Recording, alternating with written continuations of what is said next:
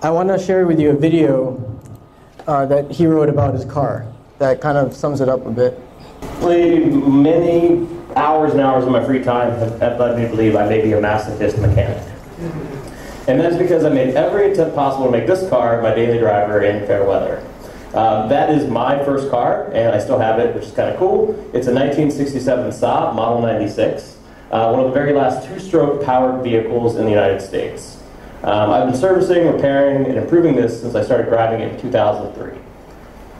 Driving a vintage car everywhere can be a pain. Things will break. Cash will generally be the easiest solution. Experts and parts may not be readily available. And engineering assumptions from 1960 may not be valid anymore. So is this a lost cause? Should we just scrap the car and, just give up on it? I don't think so. It's just time to get to work. Oftentimes, we'll just be pulling these apart and cleaning them. So as you can see, what he's referring to is actually, who here has used PyPI? Sorry, what? PyPI, the warehouse. The warehouse. No one use the warehouse? So warehouse is like the Python packaging. Pip install. Yep, pip install. There you go. There you go. Everyone's got that, right? So we actually, Ernest is one of the caretakers and maintainers of PyPI. So and he was saying, because the language for PyPI, where it's written, is very old, and right now we're actually in a modernization project for that too. So bugs technically is what I call vintage infrastructure. Debian 6, really old, hasn't been updated for a long, long time. I want to show you a quick, our sponsor page a long time ago, and still hosts bugs.python.org. Let's see. Upfront systems, they don't even exist anymore. So this is why, we're starting this project.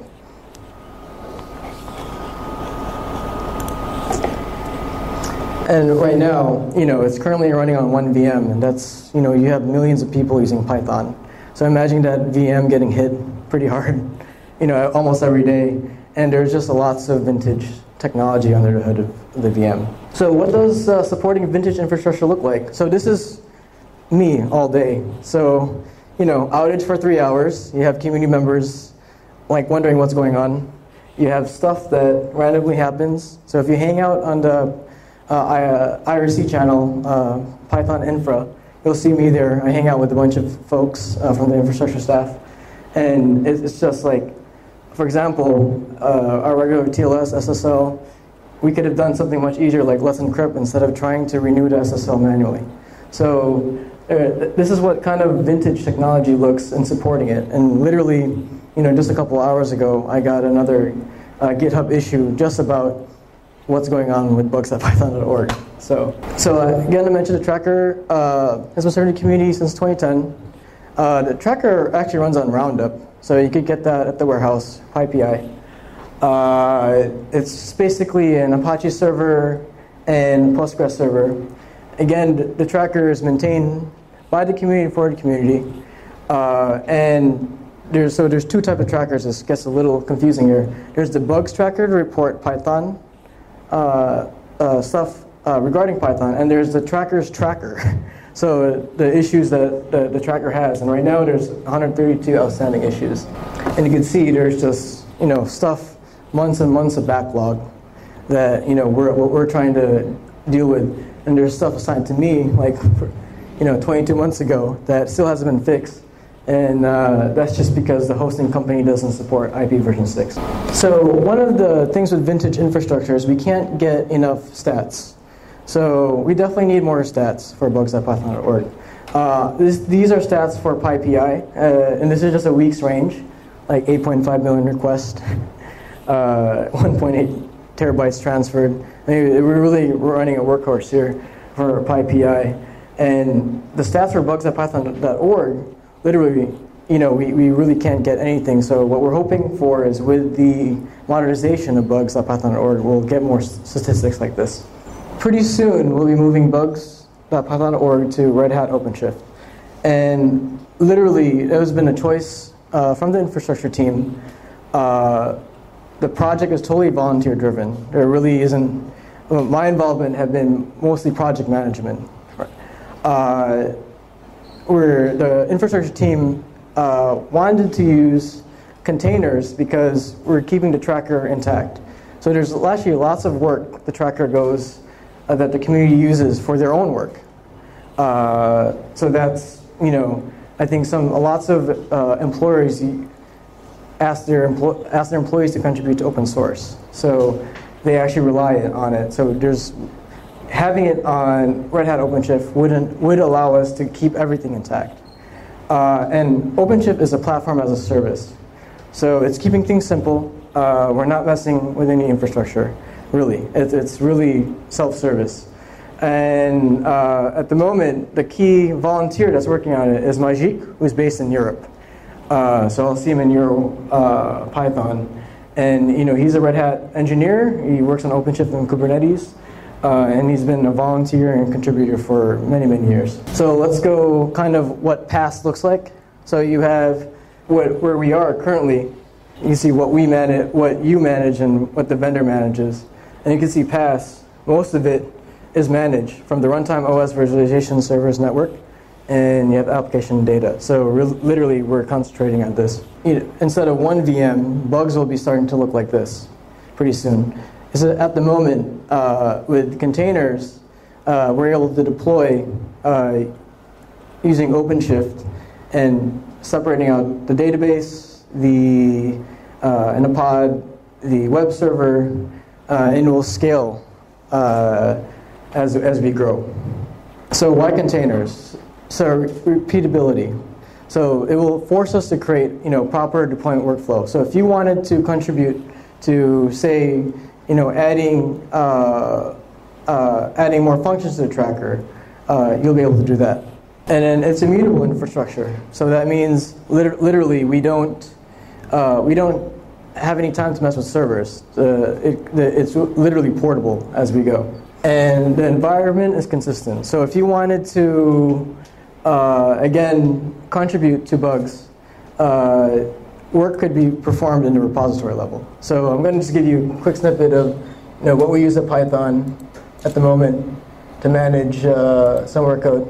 So for example, if I wanted to even add my SSH key into one of our servers, I could do it right here and just add it, compared to going to each server and deploying that out. I think it's similar to, I think the next topic would be Ansible. Is that the next? Oh, it's Ansible. Okay. So we use SaltStack, so basically. And then the big thing is isolation. So when we build, deploy, any updates, the environment is all isolated. So why OpenShift? As mainly the ease of maintenance.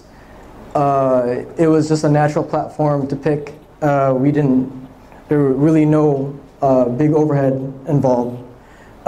We have lots of community support. I think the whole community, the whole Python community, especially kind of backed up Majik on using this technology. Learn more, contribute. So we have here the repository where you could set up a local version of bugs.python.org. So anything that you find, highly suggest you go to github.com, Python, BPO-builder.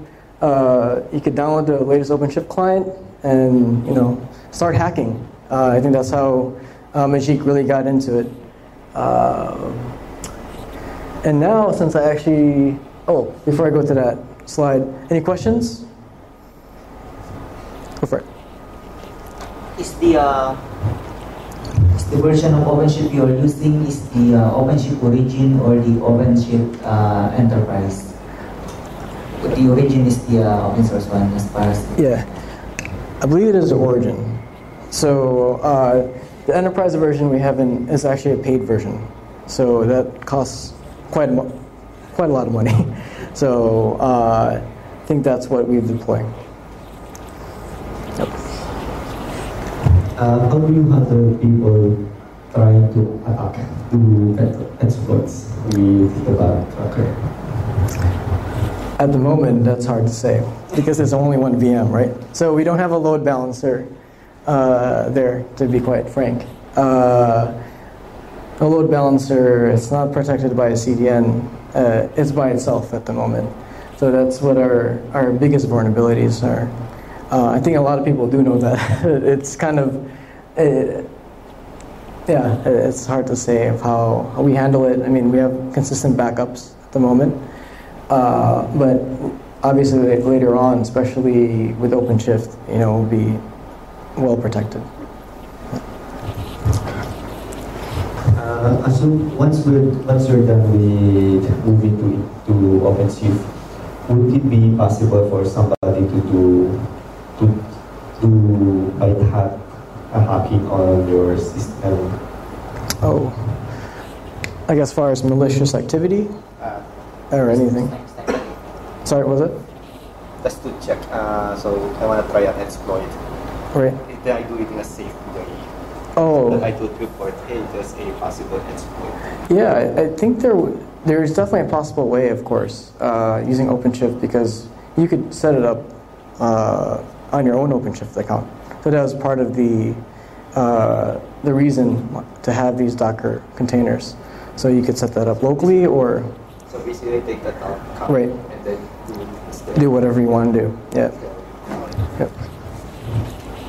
Yeah, regarding the kind of simulation on the, I would like to add on your answer. So in OpenShift, I would like to mention that there's a feature to clone the project. So if you have that Python, then please clone it into another instance. Then so the white hacker can simulate an attack into it. Aside from that, as far as I know, if you just going to public the Docker file container for the OpenShift, then we can just download that, and then we can build up our own cluster, which is there is the data, if there's no sensitive data, or at least the infrastructure the same on the OpenShift, so that we can run in our local cluster. Yep, that's correct. So that is another feature of the OpenShift.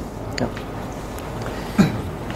Like I mentioned, it's really hard to contribute now to bugs at Python.org, and it's really an important piece of the Python community. This is how we make Python better, right? By the issues that you report. There are PEP enhancements that go along with it. So I'm glad we're going this way. Anything else? I have one more presentation just because I also work for the Python Software Foundation, so I just want to quickly just go through what we do, so people know what Python is, the Software Foundation. So just a brief intro to the PSF. We're a non-profit organization. We have 3 functioning components: the board, employees, and members. We hold the intellectual property of Python. We produce PyCon US. Anyone here been to PyCon US? No. Oh, you did? Oh, awesome. We give out grants. So again, like meetups, right here, PyCon Philippines. Yeah. We have a ton of work groups. I suggest go on a work group page, find a work group that you like, and start contributing to there. And we also have fiscal sponsorships. Just so the staff of the PSF, it's really a small organization. We have 1, 2, 3, 5. I guess 5 staff now. Kurt and Phyllis are accountants. Eva is my boss, who's the director of operations. Betsy is our sponsorship person. I'm the IT person. I've already mentioned Phyllis. In 2016, we gave out $81,830 grants, or dollars in grants. So it's a big increase. The Python community is really growing. That's all of us.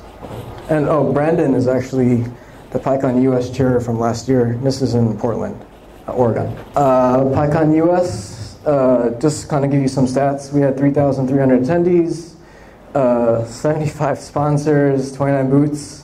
We gave out, so we do a lot of financial aid. So if you want to go to, if you do decide or somehow get to PyCon US, we do a financial aid.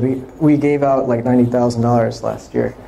And these are profits from PyCon US, $500,000 plus. And then as of a recent election, We have 6 new directors. Here's our 13 board of directors. Has Younggun come here yet? Younggun, did Younggun? Oh, okay. So he was actually I worked with them last year. So these are board of directors at large, and Eva and Van who's our general counsel, our lawyer, is a direct officer. New way to vote for, so we do have like a fellow membership, so someone that's done, contributed to the community a lot. Nominations can be sent to this if you wanted to nominate anyone. And I encourage you guys, if you want to run for board of directors, please run. I mean, there could be there could be a good voice here, I think, in the Philippines. We have board of directors from all over the world, so I think it would be a way to really contribute to the community. Current discussions, so obviously we always talk about sustainability for Python. We want to be able to strategize goals for more grants. Want to start to globalizing the grants work group, so more involvement on a global outreach, physical sponsorship, and then also financial stability for Python. And that's it. Thank you.